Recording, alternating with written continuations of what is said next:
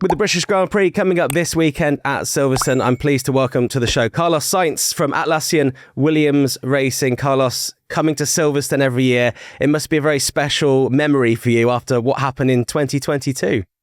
Yeah, well, Silverstone for sure, apart from a great racetrack and being the home of motorsport, has always been good to me. I actually remember winning here my first ever single-seater race back in 2010 in Formula BMW. I did here a test in 2013 for Red Bull. That was actually a test that then gave me the drive in the junior team for the next year. And then I won my first ever Formula One race. So you can imagine how special this place is for me. Yeah, it's a cool place to come to, I think, for any motorsport fan, no matter what country you grew up in and where you raced. We've seen a lot this week about your old buddy Lando Norris and his Lando stand that he's got for the first time at Silverstone this year. What do you make of that? Do you think it's impressive, or is there a bit of rivalry going on? Well, there is already one every year in my home Grand Prix in Barcelona. I have a grandstand of around 3,500 people just for me there in Barcelona, and I'm definitely keen to expand that into Madrid next year, and if I can do it even bigger, then better. I don't know, I just hope the British crowd here and the Lando fans are also Carlando fans, and I receive a bit of support from East grandstand. Yeah, I think you'll get that. I think if Lando doesn't finish the race or whatever, I think they'll automatically switch to you and support you. Let's hope anyway. You're coming into this. You're coming into this weekend after a kind of tricky weekend back in Austria. Whenever we see flames on a Formula One car, it's always something a little bit more worrying than usual. At what point did you realise that there was an issue with the brakes? Well, we realized exactly when I switched on the car in the formation lap and the car wouldn't go into first gear. We started to see that there was clearly something wrong with it. From that point onwards, we tried to do everything to solve it. We didn't manage, which was a big learning point for the team. If we could go back now, we would act and we would do things very differently, and we could have potentially competed in that race. So big learning for the team. Unfortunate situation that cost us for sure. Again, a decent result. So yeah, too many issues, too many problems, but keen to get that part of the season going and get a good result going. I imagine when you're sitting in the car that you can feel the heat from that. I know it was quite a hot weekend anyway, but when you've got that kind of issue, you can sense that, I'm assuming? The heat did never really got to me, but seeing flames on the back of the car is never good because you are obviously with seatbelts and everything, and it can turn out to be claustrophobic very quickly, because you know that fire is also near the fuel tank, and you just obviously get very nervous very quickly. At the same time, obviously, I was in the pit lane and I knew there was people coming to come and help with the extinguishers, and yeah, it's never a sign and that you want to see. So let's try and make sure it doesn't happen again. Yeah, probably the best place to be in the pit lane when you've got an issue like that because people are so near to you. This weekend is the 12th round of the season, which means it's the halfway point, which it means it's the halfway into your first season with Atlassian Williams Racing. How would you sum up the first half a season with, the highs and lows that you've had so far? And maybe how does it compare to what you were expecting when you made the move?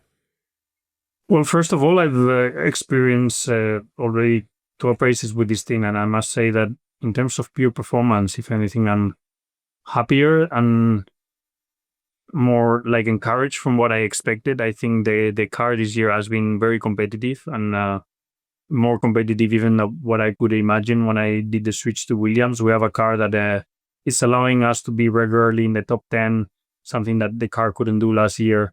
And in even some occasions, in some circuits that suit us, we can even battle with Mercedes and Ferrari to score a good result. So that's definitely a huge step forward compared to last year. But unfortunately, we haven't been at the top of our level or at the top of the game to execute good race weekends where you maximize what the car can do.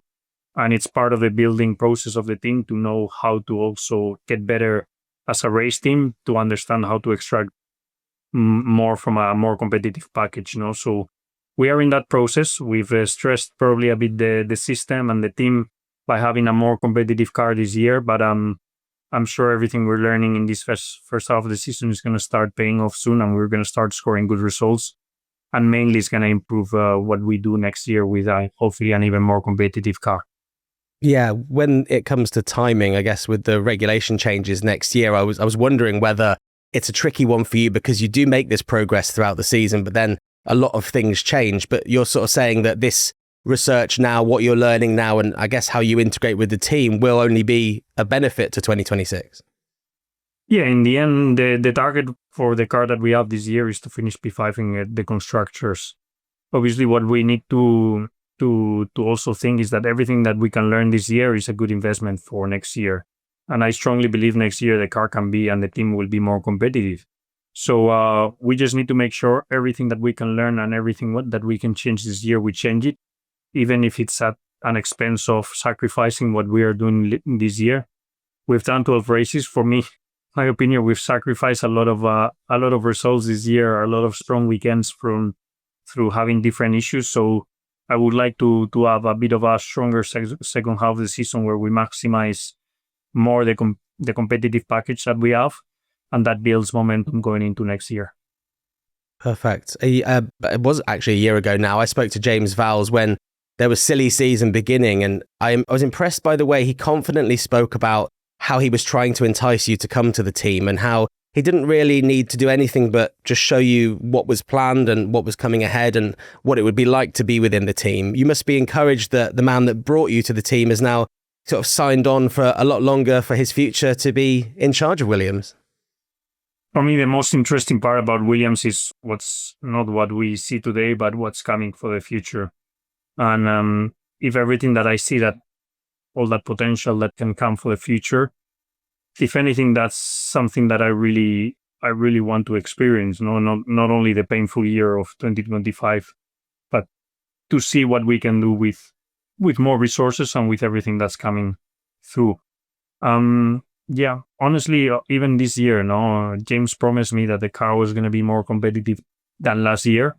And actually, if anything, that has exceeded my expectations. So he was always honest, very frank about what to expect and what to come. And the car is delivering better performance. Unfortunately, as a team, we haven't been the best at maximizing that. But I think that's coming in the second half. You kind of found yourself in that tricky position last year. And now silly season's happening now. We're kind of seeing this situation, which seems to be coming to a head at the moment ahead of this weekend with Max Verstappen's future and George Russell not having a contract. In a kind of parallel to maybe where you were last year, what kind of advice would you give or have you given to George about, being a Formula One driver, knowing that you're performing, but having a contract that's ticking down and uncertainty for the next year? It's for sure, as a racing driver, is not an ideal situation. I think we all try and hide from the fact that that it affects you. Like, we try and not be affected. And I strongly believe, a bit like I did last year, you can have still a very strong season with all this noise going around your future and around your team. Like, it can be proved by what George is doing this year and what I did last year. But at the same time, it's not ideal. It's noise for you, it's noise for the team, it's noise for your engineers, for your mechanics. In an ideal situation, the way you go racing and the way you are successful and the way you are getting the results and in the way you are being world champion is when all this is quiet and there's 100% trust between you and the team and when there's 100% commitment between both parties. So even though you can still do a very successful season and perform at a very high level, I don't, for sure, is not the ideal situation and is not what any driver wants. Well, Carlos, it's been great chatting to you. I know you're a big Real Madrid fan. The Club World Cup's going on at the moment. Have you been impressed with Trent Alexander-Arnold so far? Yeah, I haven't been following much. Unfortunately, I've been very busy with Williams, but I can only tell you that I do watch some of the matches and see what Xabi Alonso has come up with, and obviously a new signings like Alexander-Arnold. I think we're obviously trying to prep also for next year and use this World Cup to prepare next year, as we want to be back being successful. And I think so far what I see, I like what I see, and we could first of all win this still and see how we can do next year. Excellent. Success ahead for Real Madrid and hopefully success again for you this weekend. Best of luck at Silverstone. Thank you very much. Thank you. Bye.